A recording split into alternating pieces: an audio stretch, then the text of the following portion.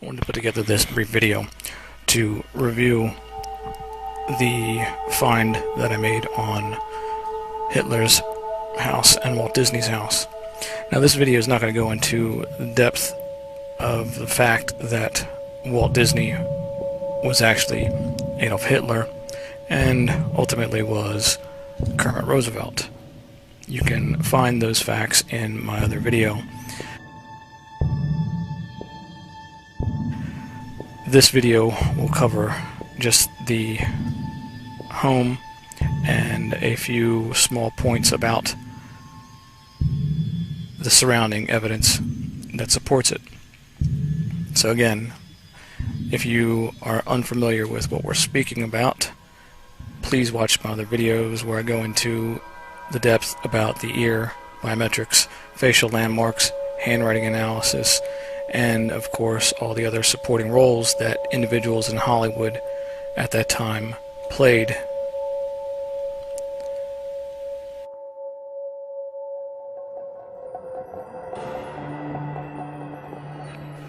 Just a little bit of history on this find.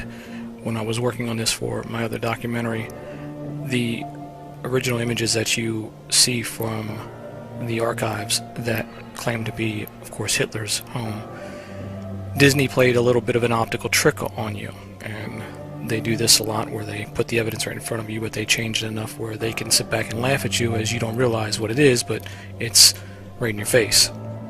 There was always something about the image that gave me a gut feeling that there was just something wrong with it, and I couldn't figure it out until I was working on something else and realized that they had flipped the image, but not just flipped it vertically, they flipped it horizontally as well.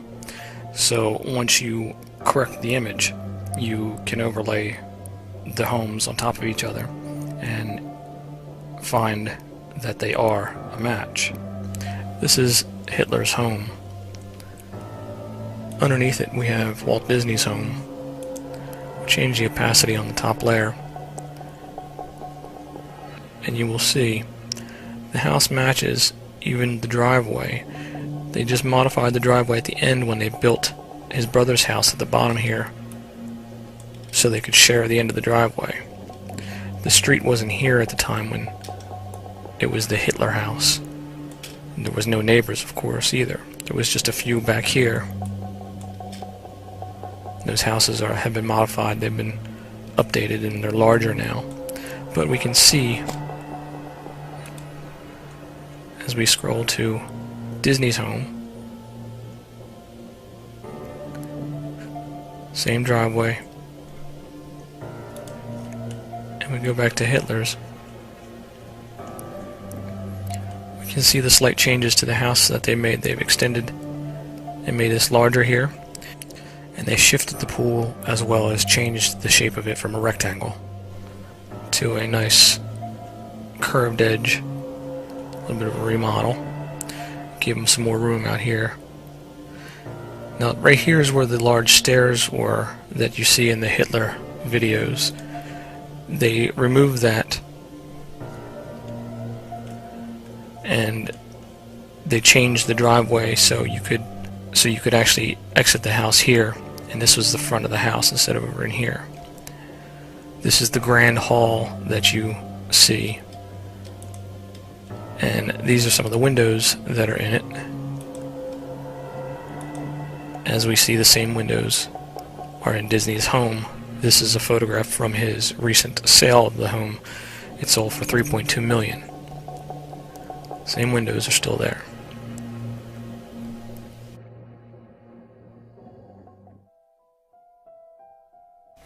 Now there's a rather interesting window that looks out towards the pool that they just released, and I didn't see this photograph before when I looked at the sale of the home.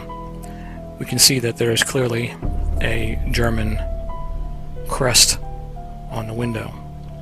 Now remember that, because in my upcoming video you're going to see why that's so important and the ties that Hitler has, or Walt Disney, to royalty. We can see the curved shape of the pool. They've changed that. but we can still see the edge, this wall that is still here. And of course they've made the house much bigger now.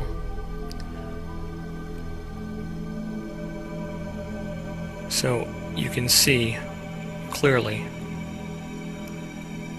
there's a row of trees. There's the indentation where they are.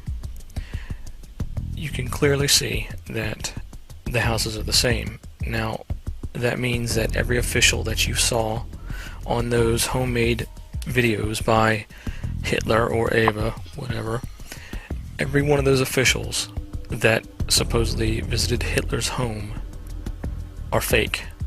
They are actors. We've identified several of them from the golden era of Hollywood. So keep this in mind when you look at the rest of the information, and know for a fact that Walt Disney played the role of Adolf Hitler. Now, like I said about Kermit Roosevelt, he joined the British military during World War II. Now, why would the son of a president, American president, join the British military? Well, there you go.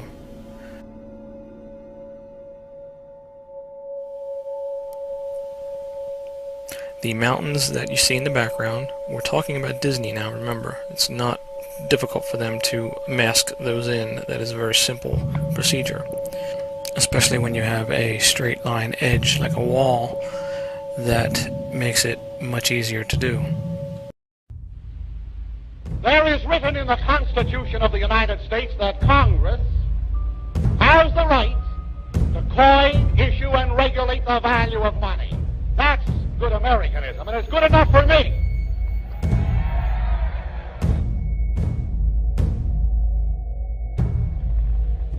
Every politician today in the Democratic or Republican ranks who sits upon one of the thrones of the mighty doesn't believe in that part of the Constitution. They don't want to believe in that part of the Constitution. They believe that the Federal Reserve Bank has the right to coin and regulate the value of money. They're not even Americans, these so-called Democrats and Republicans.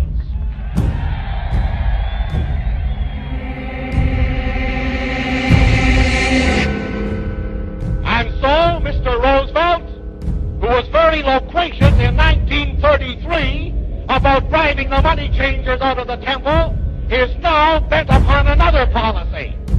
I think driving the workmen out of decent annual wage. As I come before you today, I wish to leave this thought with you, that in each congressional district here in Illinois, we will endorse a candidate who can rise above his party and puts patriotism first.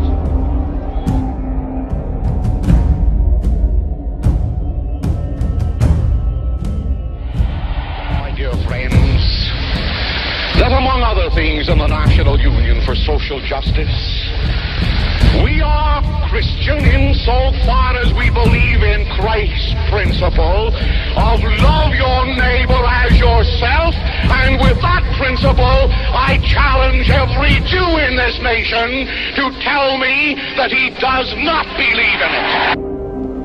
Den alten, stolzen Waffenträger unseres Volkes, die nicht minder traditionsgefestigte politische Führung der Partei treten, und dann werden diese beiden Einrichtungen gemeinsam den deutschen Menschen erziehen und festigen und auf ihren Schultern tragen, den deutschen Staat, das deutsche Reich.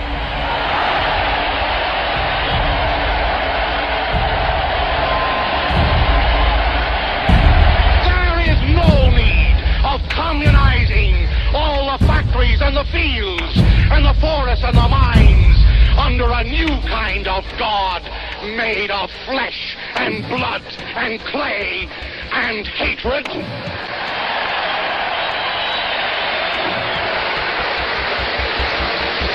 When when men become so prideful that they believe their destiny is to rewrite the eternal law of God, it's time for their fellow citizens to rise up in their wrath and through the agency of ballots and not bullets to relegate them to the pages of the past.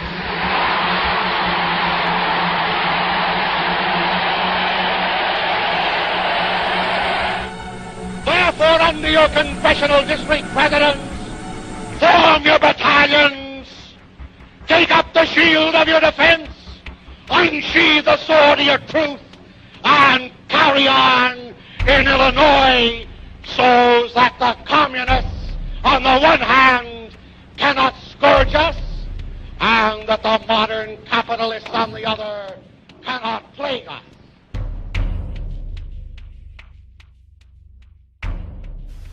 That was Father Coughlin. He was a radio announcer back in the 1930s, probably the most popular radio broadcaster in history. At any particular time, he could be speaking to at least 1/3 of the entire population of the country. So his voice was heard by many. Now remember him, because we'll come back to him in a moment after we begin with this first ear analysis. For those of you that are unfamiliar with my work, I've been a medical illustrator for 2 best-selling books on the Kennedy assassination, high treason, and the killing of a president. I've had training in the University of the Arts, and I've been an illustrator for many years. One of the things that I have been looking into in the past 10 years has been ear biometrics, and that by meaning a way of identifying individuals by using their ears as like a fingerprint. The research has shown that the shape and appearance of a human ear is unique to each individual and relatively unchanging during the entire lifetime of the adult. Therefore, the ear has been proposed for use in biometrics. In fact, the United States Immigration and Naturalization Service, the INS, has a form giving specifications for the photograph that indicates that the right ear should be visible. Now, the ears on your head are not the same as each other. They are unique to themselves, as you can see in this photograph. The use of computers to identify individuals is not a very good method when it comes to facial recognition or any other biometrics, because of the fact that people can mask the face, or there's different perspectives, views, camera angles, different obstructions, different things that throw off those type of computer automations. So the best way to do an evaluation is still the old-fashioned way, by human eye. There are many different methods to do this, but depending upon the material that you have to work with will dictate sometimes which method you can use and which you can't. Fortunately for us, we have many photographs to pick from, since these people are involved in the entertainment business. So I feel the best way to demonstrate that they match is by taking the image and applying a grid to the photograph, and then where the intersecting parts meet the grid, we put a mark. Now, if you have 2 images, 2 photographs that are the same perspective, same camera angle, this works really well. If you don't, then you do have to adjust the perspective, but fortunately for us, we have very good photographs. So let's begin with this first analysis. First thing we've done is we've drawn a marker over the ear. Now, we've also marked off the areas on the ear where that ear intersects with that marker. Now remember, we're working with old black and white photography, so we're going to have a more of a dulled edge, so you won't be that exact. Plus the non-studio settings of the other one that we're going to show in a minute, you'll see there's a slight difference, but nevertheless you can still see that the structure and everything will match the markers. Let's change the opacity. As you'll see the other ear underneath it.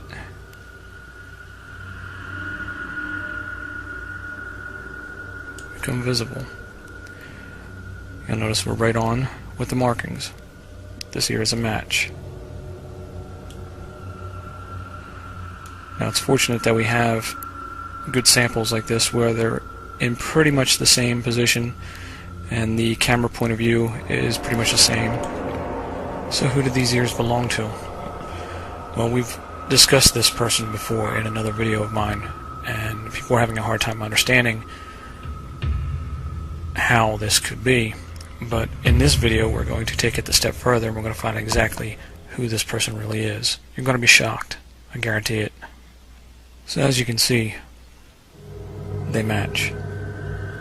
Not only do the ears match, but we have the teeth matching, and everything else matches. Now, you can argue if you want, but there is more evidence that has been kept from us that I'm about to show you that will make this absolutely 100% undeniable, as we're going to find out exactly who Hitler really is.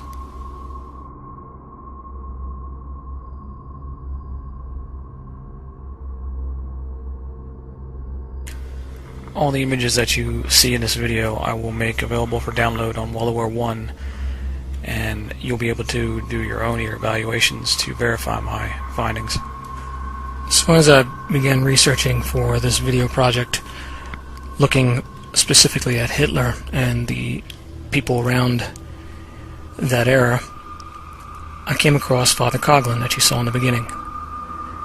Something about him struck me as familiar, and maybe this will clue you in to where I went to next.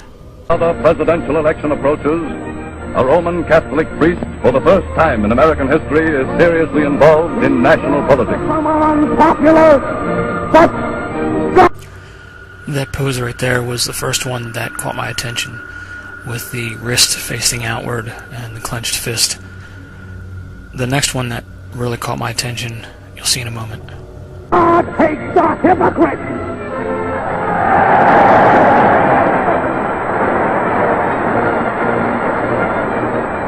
And as long as you shall permit a little handful.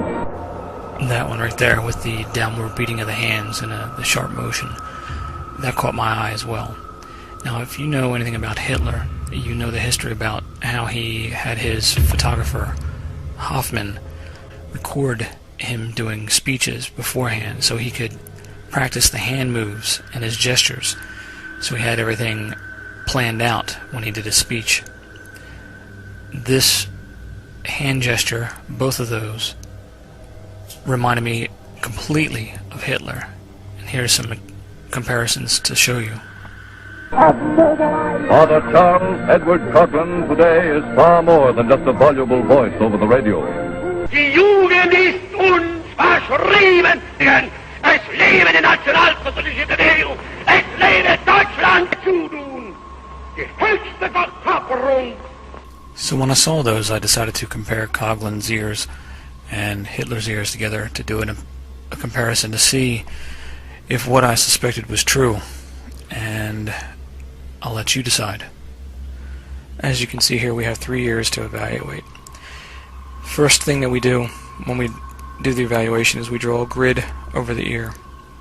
Second thing we'll do is we will draw intersecting points where the ear crosses the lines. Now, as you can see, there's a shadow inside the ear here. You have to be very careful depending upon the light source, what direction it's coming from. Also, depending upon what film they're using and what the technology was at the time this photograph was taken, you're going to have conditions that will change the look of the edge. A softer edge in the more older photographs, a sharper edge in the more modern digital photographs. Now the shadows, you can see this shadow here is being cast from this edge of the ear. So the light source we know is coming from behind the photographer on the right hand side in the direction downward and across the ear. It's casting the shadow. So don't get confused with this shadow being an edge of the ear, because it's not. You can see that the edge is right inside here. Now we'll take this grid and we're going to duplicate it. Now we have two of them now. Same grid, same. Bring it over to this here. Position it. And you can see we match. The slight difference of the angle of the head throws this one off just slightly, but you can see everything else is a match, so we know that this is the same ear. Now we'll do it again for the third ear. Again, we have another match. We can see that the landmarks of the ear are consistent, so these ears are from the same person. Of these three ears, let's start with the middle one.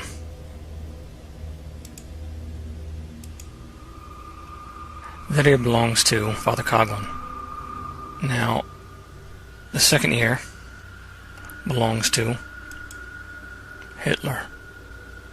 The third ear belongs to Kermit Roosevelt. Now, just wait. It gets a whole lot better than just that. Remember Kermit, because we're going to come back to him in a moment. But first I wanted to explain one of the photographs that I just used. The photograph of Father Coughlin. In the examination here, we flipped it. So the ear that you saw was not the right ear for the photograph, because you don't have the same ear on both sides. But what you do have are the landmarks of the ears stay the same, and the landmarks are the genetic markers that make up your ear. They will stay consistent throughout, so you can see the genetic traits passed down from individual to father, son, or mother, daughter, and you can follow that trait. They stay with the bloodline. They change slightly, but the markers will still be there. So this is why we can see that the soft tissue area of the lobe has a small crease in it in Kermit's ear, but not in Father Coughlin's, because it's on the other side of his head. We can also see the lack of crease in the Hitler photograph because of the fact that that type of film used does not show the type of detail that was used in the film on Kermit. As we can see here, further evidence that Kermit Roosevelt was Hitler and Walt Disney, along with Father Coughlin. We can see the glabella, the part between the eyebrows, is consistent. Of course, we have the eyebrows, they are consistent as well. We can see the shape of the ear is consistent. This one's being pushed out by the glasses, but we can still see it's very consistent. The philtrum underneath the nose, the evidence is quite clear. Now, I'm not going to get into too much detail when it comes to the Roosevelts, although I will address a few key issues with that family and the individuals that pulled the same stunt as Kermit. I'll save the details for another video and also for download from World War I. But Kermit was the son of Theodore Roosevelt. Now, if you're wondering where possibly Kermit got the idea to pull off the stunt that he did, well, I would believe he got it from his father. See, his father had a brother that committed suicide named Elliot. Now, Elliot looks an awful lot like Teddy's Vice President Taft, who then Teddy handpicked and put into the position of president when he left office. Taft also looks like an individual that is a key player at that time, and that is J.P. Morgan. By using, of course, theatrical makeup, the nose putty that was common for stage performers, we can definitely see the transformation is possible. Now, J.P. Morgan also had a rule that he did not want to be photographed because he said he had a problem with his nose. Well, that's the problem. So, the trust-busting credit that Teddy got is bunk. Those of you that don't know what the trust-busting legislation was, it was a cap that was put on corporations at that time, and as you now know that J.P. Morgan, being his brother, or acting as the role of J.P. Morgan, you can understand that that cap would really just affect their competition. So we see how underhanded Teddy Roosevelt really was. Now we can also see where his children got the ideas for what they did, as Kermit's not the only one that played this little game. So Quentin, the youngest of the Roosevelt brothers, he was shot down during World War I at the age of 20. The circumstances surrounding that airplane crash are suspicious, as the photograph clearly shows. So what happened to Quentin? Well, I believe Quentin changed his identity then to Joseph Kennedy. As you can clearly see with these photographs, the ears match and that chin is unmistakable. So I know some of you out there are probably wondering, why would they do this? Well, if we look at what they did after he became Joseph Kennedy, we see that James Roosevelt, the son of FDR, so that would be his cousin, and he went into business together during the Prohibition times and were the exclusive distributors of Gordon's Dry Gin and Dewar's Scotch. So he also invested heavily in Franklin D. Roosevelt's bid for presidency, which he was then rewarded and given the chairman of the SEC position. So you can see how that was definitely beneficial to the whole family. So you can see the importance of them to keep this secret, because that of course would not be accepted by the general public if they found out that he was a relative and was giving him the seat of the SEC. But of course for the family that works out great, because there is no chance of them being charged with insider trading. He also invested heavily in the Hollywood studios at the same time his brothers were starting the Disney studios.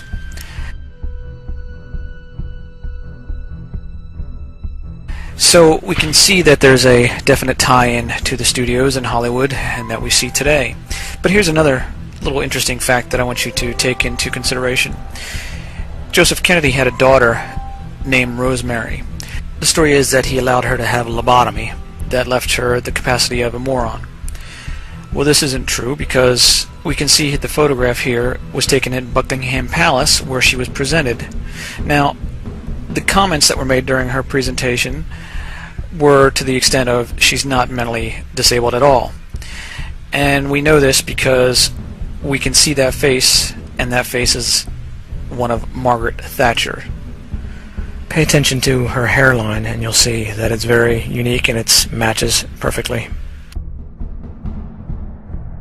Now there's another reason why they pulled this scam off, because it allowed them to get around the laws that his father put in place that had to do with the capping of the corporations, because we see that Joseph Kennedy invested heavily with Carnegie in the steel mills. So now you can see where there's a problem here, due to the fact that one of the brothers being Hitler and another brother being a brigadier general, along with a cousin being a brigadier general, and the other cousin being the president at the time, they were able to successfully extend the war as long as they did. And during those years of being at war, wars need steel to make the equipment. So they successfully manipulated us into a sustained war so they could bank and make billions. So now in this photograph we see Edith, that would be the second daughter of Teddy Roosevelt, that we see peeking over Kermit's shoulder right here, that played a role in this as well. She played Ava Braun. Now we see Ava here with her family, so we're told, but actually in this photograph we see Edith Roosevelt's real mother, herself, and her other sister. But wait, it gets even better, because as we see Ava Braun here, we see a good close-up of her face. That face is Lillian Carter. So now you can understand how the Carter JFK scenario comes into play, as we see with the evidence here.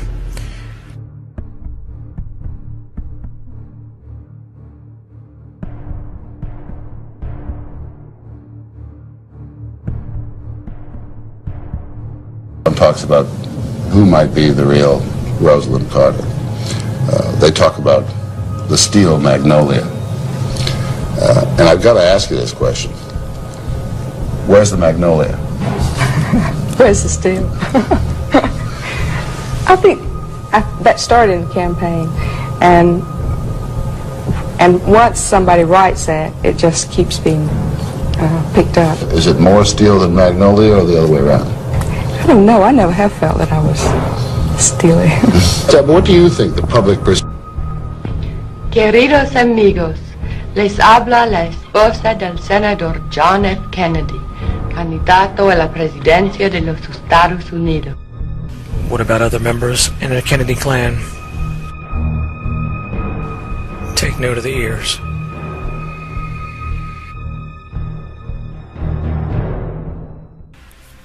Now there's enough material from this one family to go on for days, but now hopefully you have a understanding of who they are, and when you read their stories about the past, you'll understand the real relationships behind the scenes.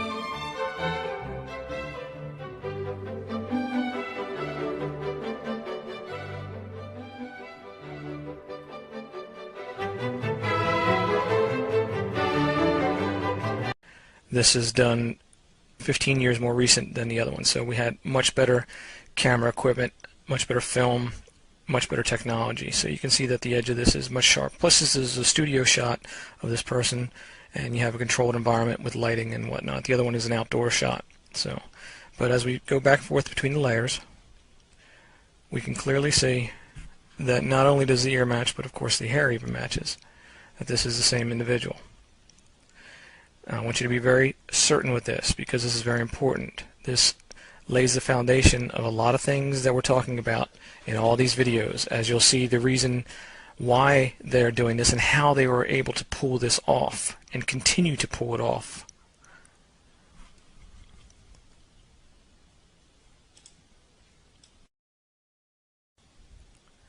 Now here's another set of ears,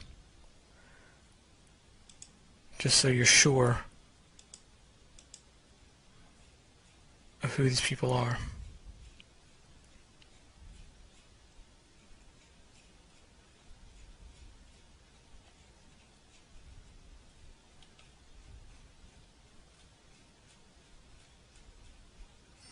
The only change that you see in that ear is due to the camera distortion, the lens distortion.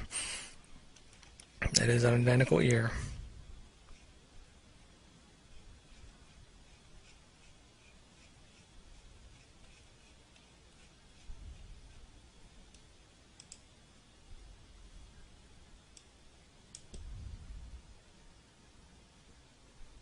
That is an identical ear.